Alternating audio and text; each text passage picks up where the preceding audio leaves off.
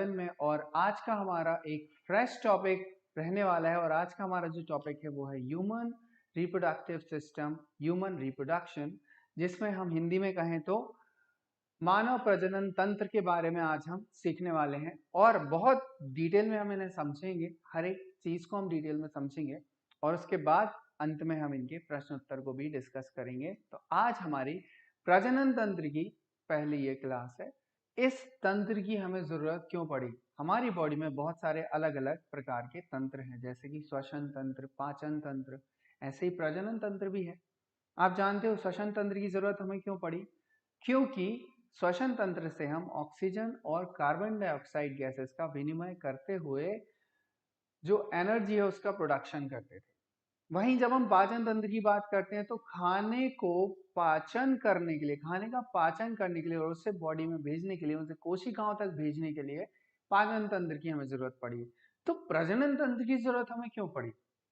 तो बच्चों, इसका सीधा सीधा जो रिलेशन है वो हमसे रिलेटेड है, हमारे एग्जिस्टेंस से रिलेटेड है। अगर हम इस धरती पे हमेशा के लिए सुरक्षित रहना चाहते हैं, हम मतलब हमारी जनरेशन, हमारी स्पीशीज, ठीक है, हमारा जो व्यक्तित्व है, जो मानव का व्यक्तित्व है, वो कब तक है? जब तक मानव है।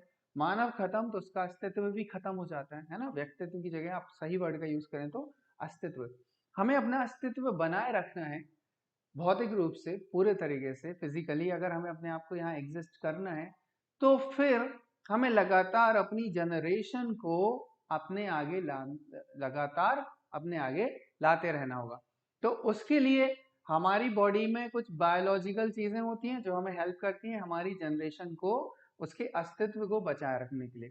और जो हमारी बॉडी पार्ट्स इनमें मदद करते हैं वही मिलके एक तंत्र बनाते हैं, और उसी तंत्र को हम प्रजनन तंत्र कहते हैं। तो प्रजनन तंत्र में क्या होगा? प्रजनन तंत्र में ये प्रक्रिया देखिए, अगर आप बेसिक से पढ़ें तो इसमें प्रजनन दो प्रकार का होता है, एक होता है लैंगिक और एक होता है अलैंगिक। जब हम लैंगिक प्रजनन की बात करते हैं तो इसमें दो पेरेंट्स का इन्वॉल्वमेंट होता है, दो जेंडर का इन्वॉल्वमेंट होता है, एक मेल और एक फीमेल।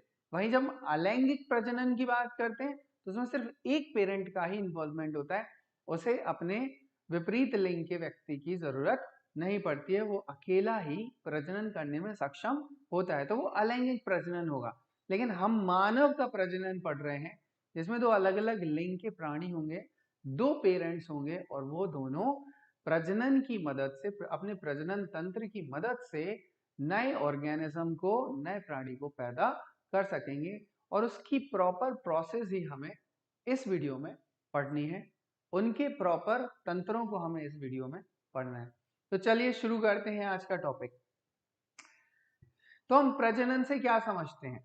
जिस प्रक्रम द्वारा जीव अपनी संख्या में वृद्धि करते हैं। देखो, हम एक जीव है, हम मानव है, हम अपनी संख्या में वृद्धि करना चाहते हैं, तो जो प्रक्रम, जो प्रोसेस यूज होगी उसे प्रजनन कहा जाएगा। समझ में आई बात? तो प्रजनन के द्वारा ही हम अपनी संख्या में वृद्धि कर सकते हैं। पहला पॉइंट क्लियर हो गया होगा। दूसरा पॉइंट क्या दिया है? इस पृथ्वी पर जीव जातुओं की सततता प्रजनन के फलस्वरूप ही संभव हो सकती है। सततता का मतलब एग्जिस्टेंस, अस्तित्व बनाए रखना। उसके लिए क्या चाहिए? जीव जातुओं को प्रजनन करते रहना चाहिए, लेकिन सही प्रकार से और सही समय पर। उसकी भी हम आगे डिस्कशन पूरे तरीके से करेंगे। तीसरा पॉइंट, इस प्रकार प्रजनन वह प्रक्रम है जिसके द्वारा जीव अपनी ही जैसी अन्य उर्वर संतानों की उत्पत्ति करता है। एक बहुत इंपॉर्टेंट ये पॉइंट है। जब प्रजनन की बात होती है तो हम सिर्फ अपने किस्म के लोगों के साथ ही प्रजनन कर सकते हैं, हम किसी दूसरे किस्म के जानवरों के साथ प्रजनन नहीं कर सकते, क्योंकि ये बायोलॉजिकली पॉसिबल नहीं है होगी, क्योंकि वो हमारे किस्म की ही वो होगी। अगला पॉइंट क्या लिखा है? इस प्रकार अपनी संख्या में वृद्धि कर अपनी जाति के अस्तित्व को बराबर बनाए रखकर उसे विलुप्त होने से बचाया जा सकता है। ये चीज मैंने आपको पहले ही बता दी कि हम विलुप्त ना हो, हमारा जो अस्तित्व है वो बना रहे, इसलिए हमें प्रजनन करते रहना चाहिए। लास्ट पॉइंट क्या दिया है? जीवों के प्रजनन में भाग लेने वाले अंग। अब यहाँ पे बात आ रही है अंगों की। जो अंग भाग लेते हैं प्रजनन में उन अंगों को ही प्रजनन अंग कहते हैं, रिप्रोडक्टिव ऑर्गन कहते हैं।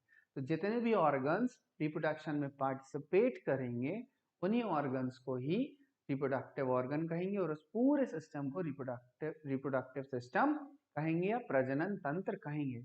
उनको सम्मिलित रूप से एक साथ ग्रुप में उन सभी अंगों को जो प्रजनन में इस्तेमाल होंगे प्रजनन तंत्र कहेंगे।